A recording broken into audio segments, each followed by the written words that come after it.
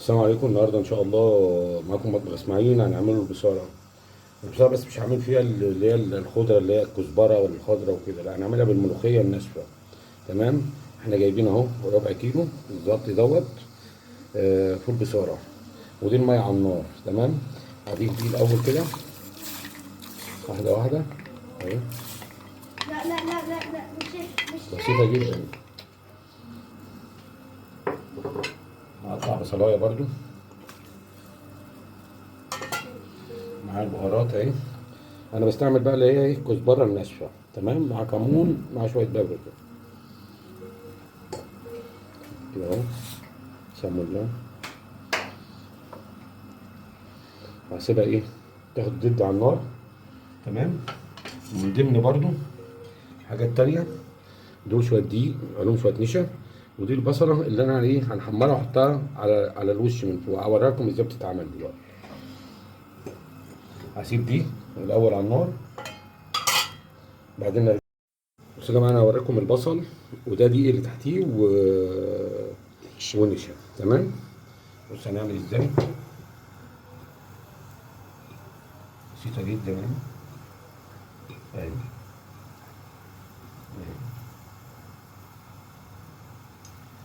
تحاولوا تفكوا البصل من بعضيه يعني.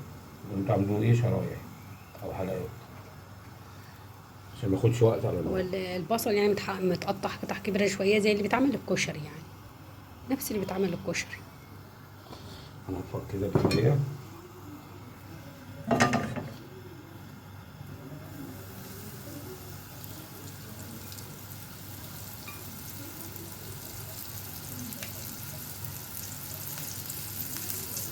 هنفضوا من الدقيق والنشا. وفيشهم كده زي ما انتم شايفين. وهشوفوا هيطلع ازاي شكله الذهبي ده جميل جدا يعني.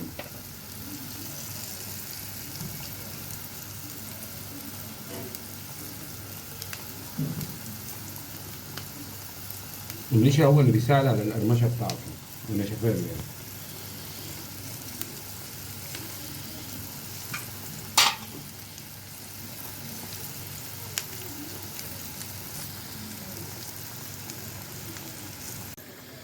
كده يا جماعه البصل اهو احمر معايا زي ما انتم شايفين. كفاية كده عملتها على تمام. البتاع. طفيت عليه. هطلعه بس قدامكم.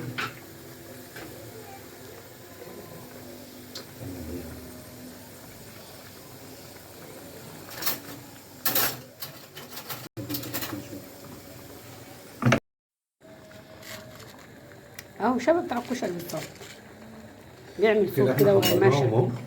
لو زي كلتيها ما انتم تعمل شايفين هتحس اهي. بالصوت والقرمشة. ماشي. انا بحطها على ورق علشان لو فيها زيت يتشربها بس. تمام كده. دول بصوا يا جماعه بعد ما استوى الفول مع البصله. ايه عم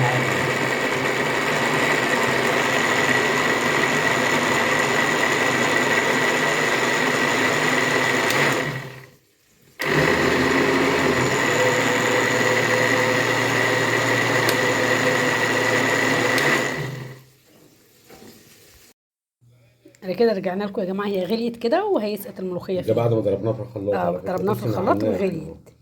تمام. هتاخد غلوة واحدة كده ونبدأ نسقط الملوخية، بس مش الملوخيه هنكبها ايه مرة مش واحدة، مره نحط واحده حبة مثلا حبة. حبه حبه كده. بسم الله الرحمن الرحيم. أهي، ماشي.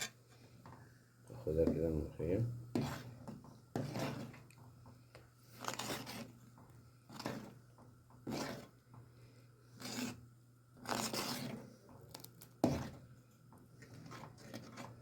نقلبوها كده حط كمان حبة.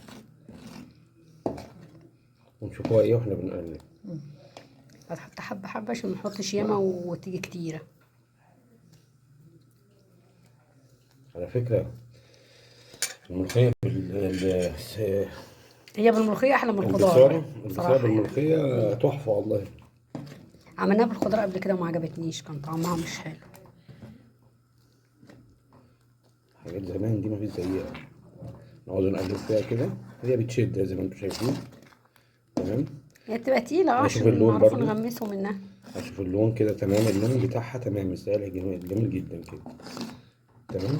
اللي عايز يغمقها شويه يغمقها براحته يعني. ده السمك بتاعها. ده سمكها اهي. كمون كده. نضيف شوية تاني ولا حاجة ولا كفاية؟ معلقة كده. هي بتغلي اهي.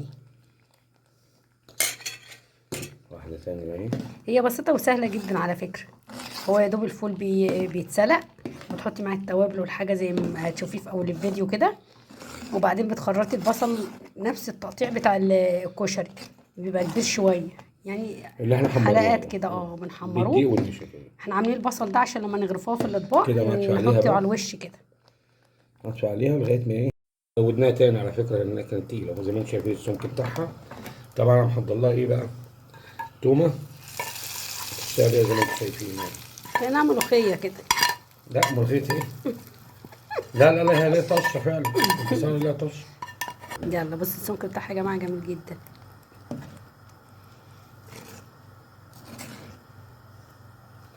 كده ايه خلصت هي. هندفع عليها بس. تمام. هنا انا ايه وهي سخنة كده اخد منها اغرف وهسيبها ايه لما تخش ايه تبرد كده وتشمع. هشوفها تبقى ايه التخانة بتاعتها عاملة ازاي وسمكها قد ايه. كفاية. تمام كده.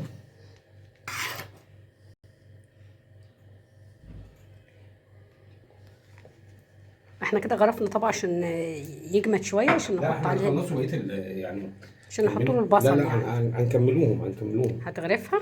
اه. بصوا يا جماعه بعد ما خلصت البصاره اهي، بعد طبعا ما طلعت مع النار وقلنا لكم ايه تهدى شويه كده وتبرد اهو زي ما انتم شايفين. وده البصل اللي انا حمرته وصورته الطريقه بتاعته برده. سمي الله كده.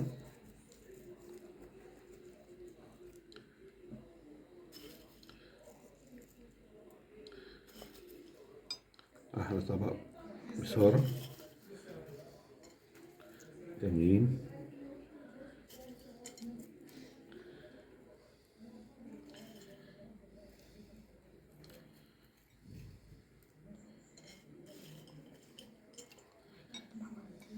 ولو بتعمل كشري برضه تعمل البصل بنفس الطريقه.